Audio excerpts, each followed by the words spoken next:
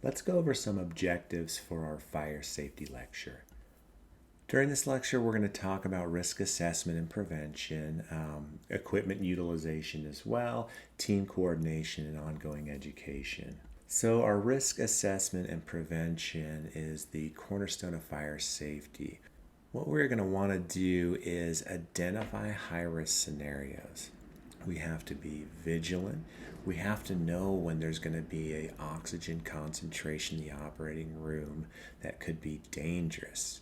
Part of our job is to be the leaders of the operating room. So if there is an OR nurse and they just get done with a chloroprep with alcohol base as well, we are also going to want to make sure that that solution has time to dry before surgical draping. Also, we need to learn a little bit about advanced engineering solutions like electrosurgical unit ESU sleeves to minimize ignition risks. It's also equally important to select suitable fire extinguishers, be it CO2, water mist, fluorocarbon types, and then mastering their use through the pass, pull, aim, squeeze, sweep, and race, rescue, alarm, confine, extinguish mnemonics. As team leaders in the operating room, we also need team coordination. Effective management of the fire triad elements is a collective responsibility. Enhanced communication between surgeons, nurse anesthesiologists, and operating room nurses is pivotal. We need to each understand our roles in fire safety, especially when the elements of the fire triad, fuel, heat, and an oxidizer are in play. We also need continuous learning. Think about your sim labs. Well, this is important because it helps with muscle memory in case a situation comes up, like an operating room fire. So we do need fire safety protocols and regular training.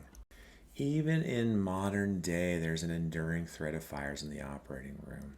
Compare this to the risk of back in the day when we used to use flammable anesthetics all the time, like ether and cyclopropane. Despite all of our advancements in medical technology and anesthesia, the inherent danger has persisted or even increased due to the prevalent use of potential ignition sources like the electrosurgical units. You may also hear me call this a BOVI. Those are going to be interchangeable for me.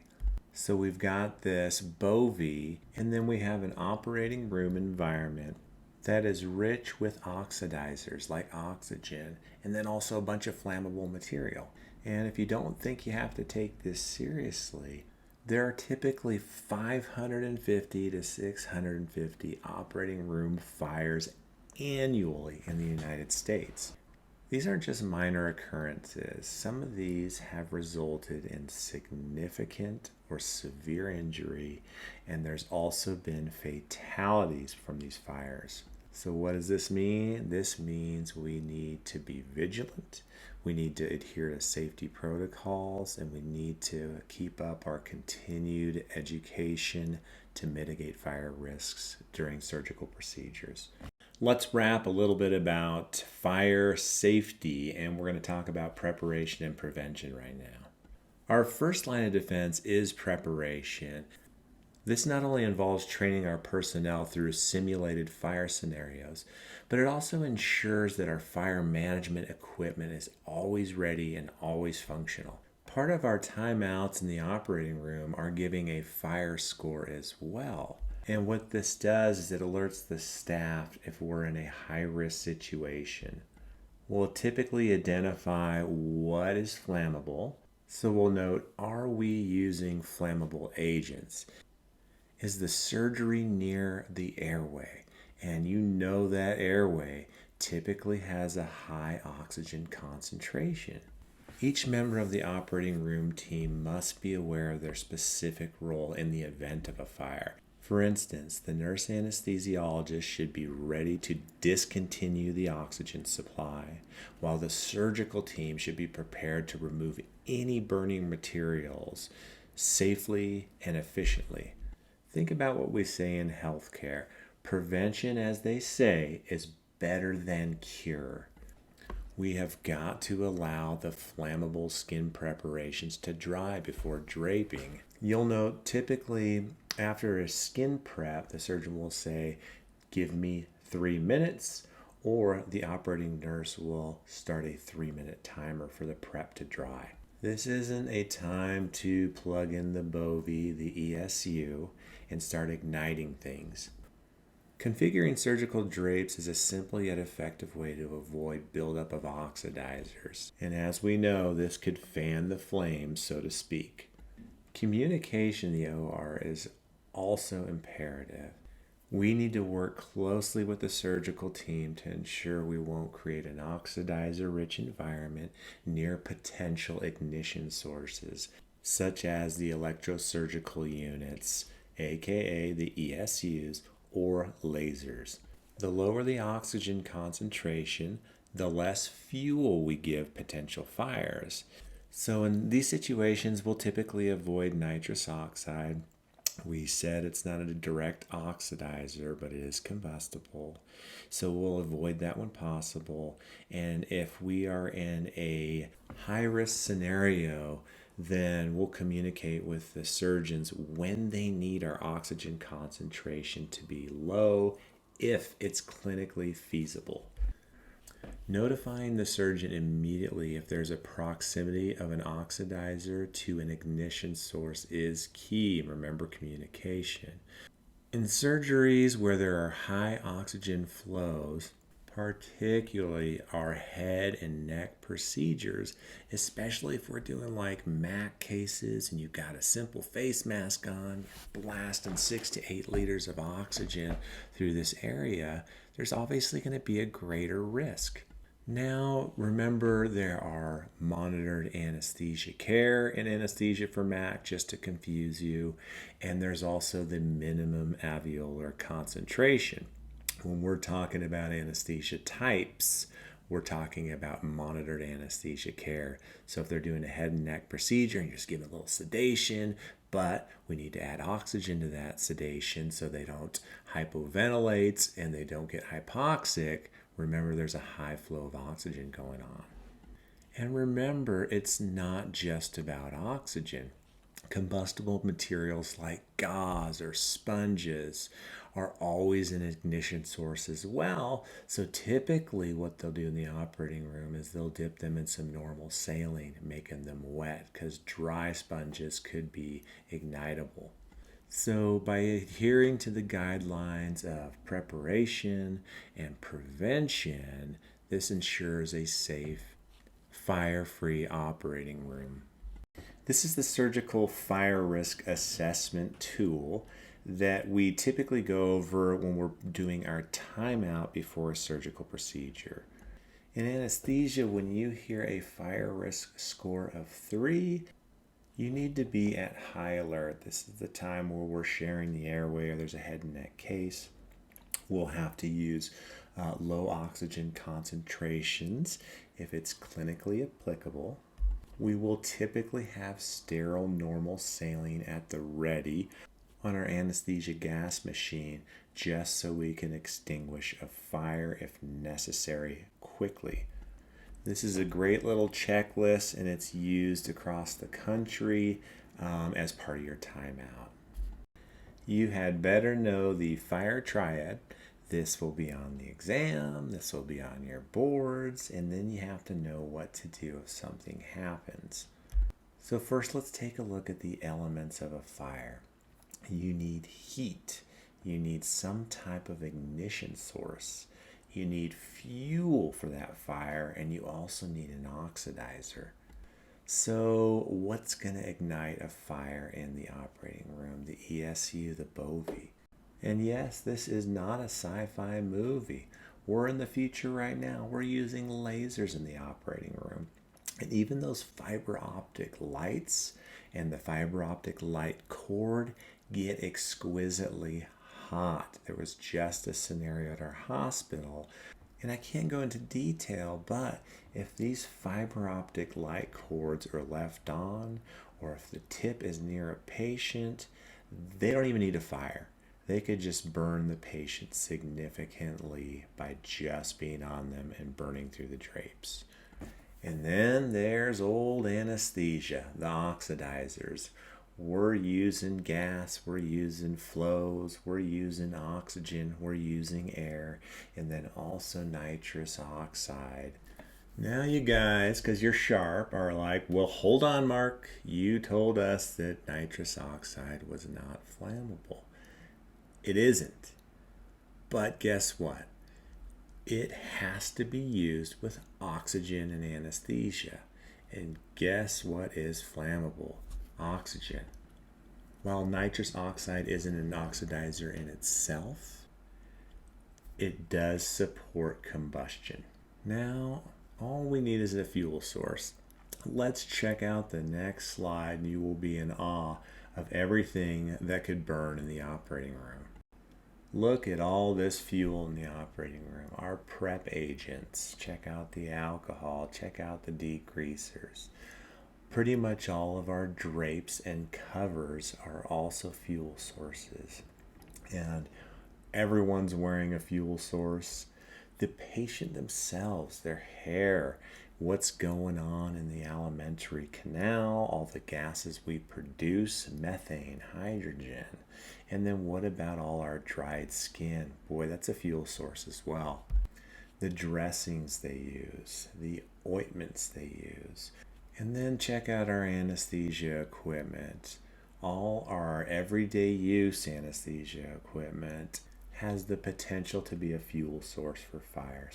Then just basically everything else in the operating room. So just keep this in mind because it's pretty daunting.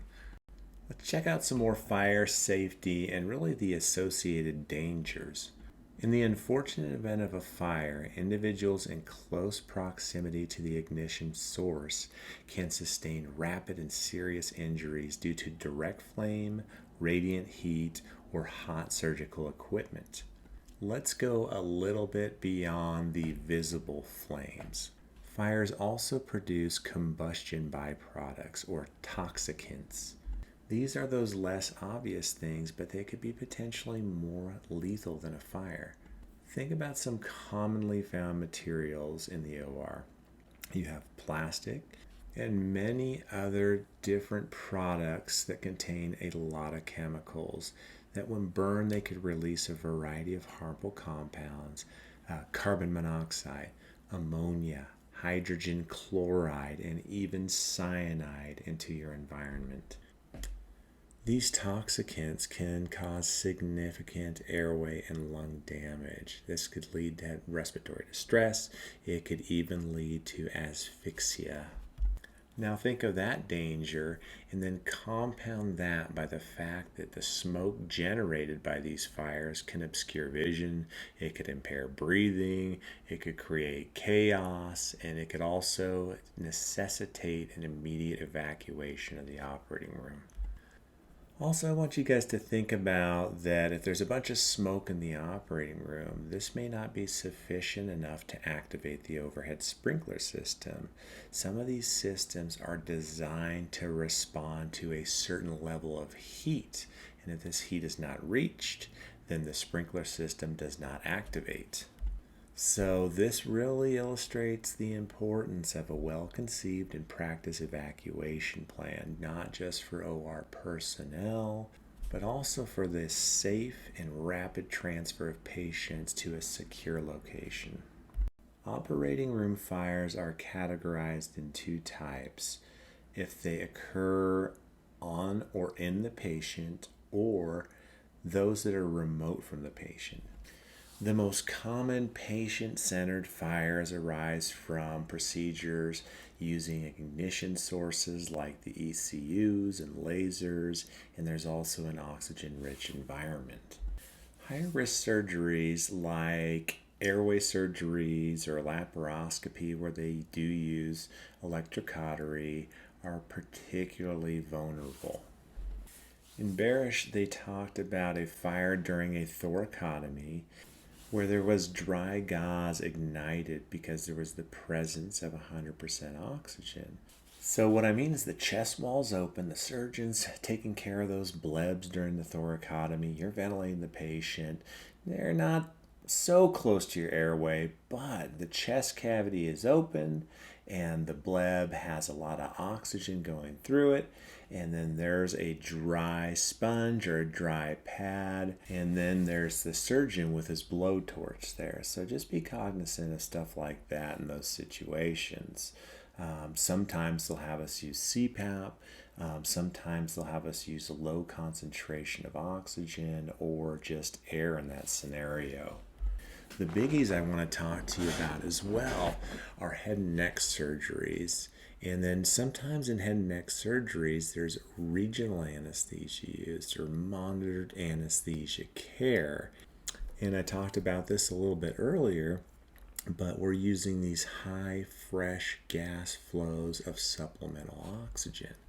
And what we're doing is we're creating an oxygen-rich environment that drastically lowers ignition temperatures.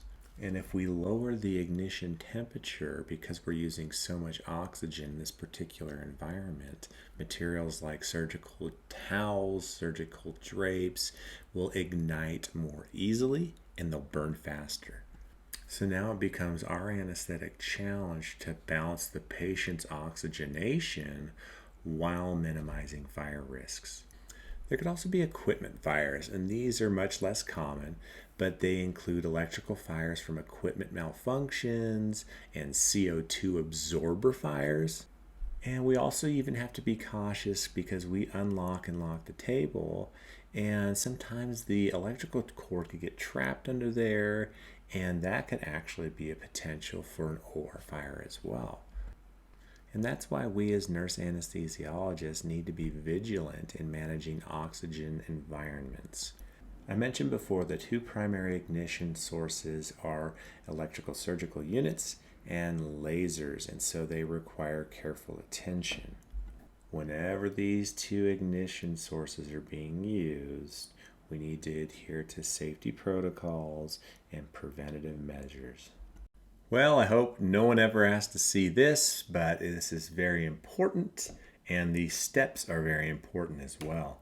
Airway fires can occur when an endotracheal tube ignites due to high concentrations of oxygen, and of course you need an ignition source as well. This could result into severe injury for the patient in their trachea, in their lungs, in their surrounding tissue.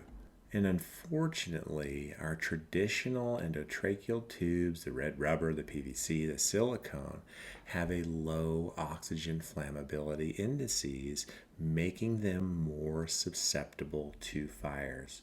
So let's discuss some anesthetic implications. As CRNAs, we need to monitor our oxygen delivery closely, and especially during high-risk procedures.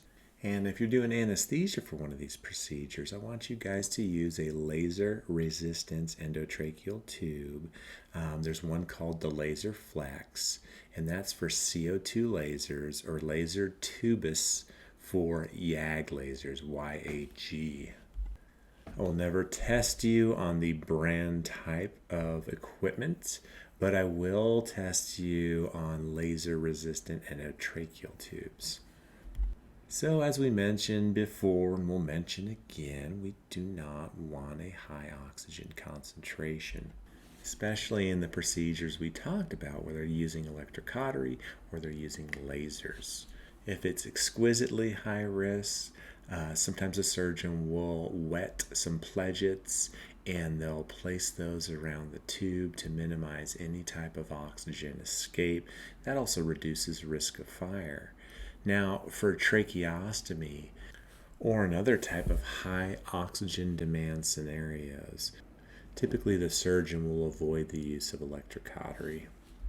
So remember your laser-resistant endotracheal tubes, and these are designed for specific types of lasers. Sometimes they'll have jet venturi systems to manage oxygen delivery. And then also, if they are lasering some type of disease process, you'll also want protective equipment for OR personnel against the laser plume Plume meaning if they vaporize some type of viral tissue in the airway, like the human papillomavirus. You'll want to pop on some goggles and a high filtration mask, and so will the rest of the operating room team.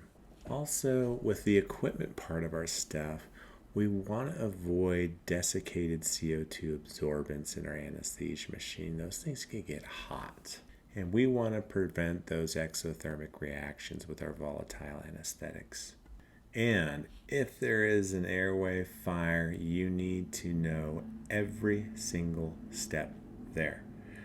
Fire happens. Immediately and simultaneously remove the endotracheal tube and stop your anesthetic gases basically at the same time. Check out those breathing tubes. If you just pull that breathing tube out, now you have a blowtorch all throughout the trachea and all the way out of the mouth. So we want to get that tube out quickly because it's on fire, but shut off the gas, pull the tube. Pull the tube, shut off the gas. You have got to get that burning piece of plastic out of their trachea. Next, pour saline directly into the patient's airway. We want to cool the space while stopping the fire at the same time. Also, if there's drapes around there, if there's anything around the face, even the tape on the eyes, you need to remove all burning and all combustible material from that area. Now, we ventilate the patient. We evaluate all injuries. And then we may want to consider bronchoscopy to check out what kind of damage has been done to the airway, and then reintubate, secure the airway. You guys have to know how to do this and how to do it quickly, and that is very testable. Patient fires now. So maybe not just on the outside, but on the inside, right? Think of doing a laparoscopic procedure. All modern day laparoscopic procedures pump in CO2 as the gas. CO2 is non-combustible. CO2 is not an oxidizer.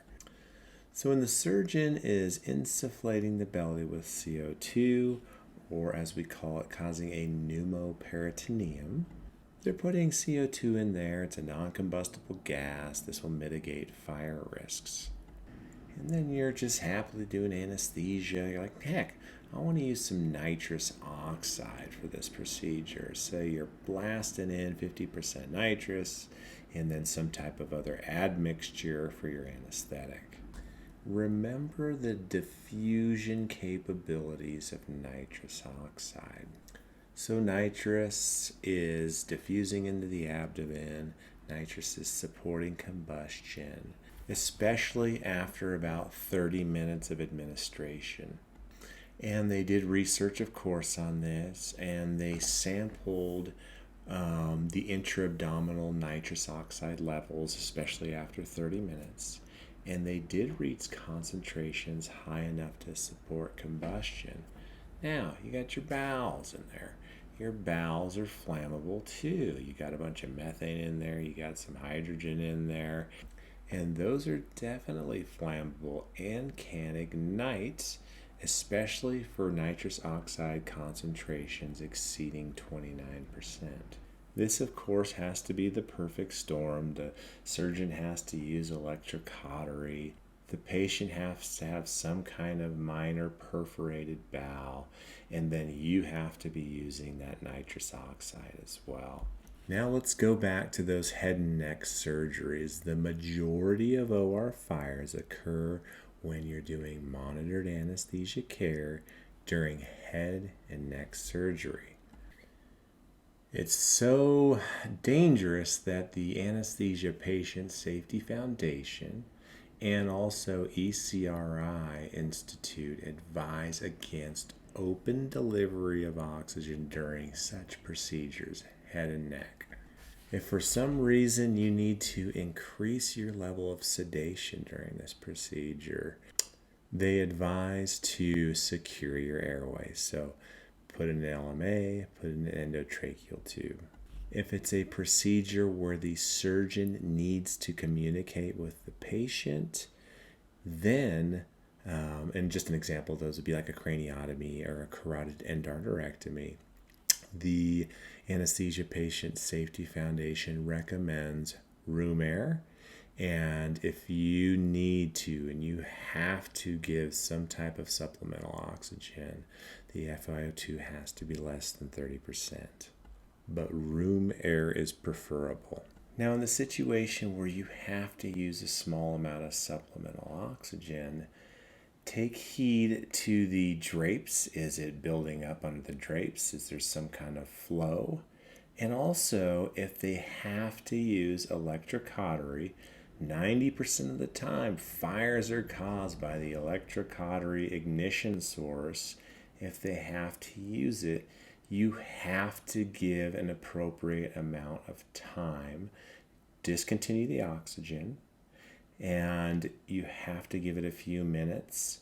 And this is to allow the oxygen to dissipate. So your patient does catch fire. Not optimal, okay? So you're still going to help out. You'll stop your gas flows, okay? Stop that oxygen. You're going to remove any surgical drape or materials that are burning the patient. You are going to extinguish this fire. Everyone in the room is involved with this. There's either with water. Sometimes they have basins full of water or basins full of saline on the surgical field. We should have a basin of saline on our anesthesia gas machine. And then we want to extinguish the fire, right? So if our water and our saline's not working, grab that fire extinguisher in the OR. So we need to extinguish the fire. And then once that's done, we better do a full assessment. We better conduct a patient assessment to see if there are any critical issues we need to deal with immediately. And let's formulate that care plan, and let's also evaluate the room. Do we all have potential for smoke inhalation? There's a nice mnemonic that was created too called ERASE, E-R-A-S-E, and that means extinguish, rescue, activate alarm, shut off gas supply, and then evaluate the situation. All personnel should receive OR safety education, should be mandatory. This should include the institutional fire safety protocols, and then all the members of the OR team need to learn the location and operation of fire extinguishers. Fire drills and training are essential too, because then you get to practice responsibilities and actions during a fire. Our role as the anesthesia provider is going to be much different from the surgeon's role and much different from the operating nurse's role. So that's why it's important for these drills, just like a code drill. These drills help familiarize all the staff with the exits, the evacuation routes, the emergency equipment needed for a fire. And then we already went over the ERASE mnemonic, but I wrote it out for you guys as well. And then let's push forward to the next slide for fire safety. Let's rehash the fire prevention measures. We need to conduct a fire timeout. This is when we assess fire risk before a procedure. What we want to do is identify risk factors like open oxygen delivery and the use of ignition sources as well. Our bovies, our electrocautery, our lasers, and even fiber optic scopes. Next, we want to maintain low oxygen concentrations in the OR. We want to ensure that our alcohol-based preps are dry and that there's no sponges near ignition sources. And if they are going to be, we moisten those suckers up.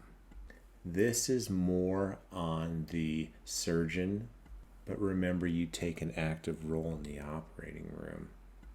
Now check out the list of fire extinguishers in the OR. There's class A, B, and C. I'm not going to go over those. You see those just fine. But know that the CO2 extinguishers are the ones recommended for the operating room. There's also water, mist, and fluorocarbon extinguishers as alternatives, but the CO2 extinguishers are the recommended ones.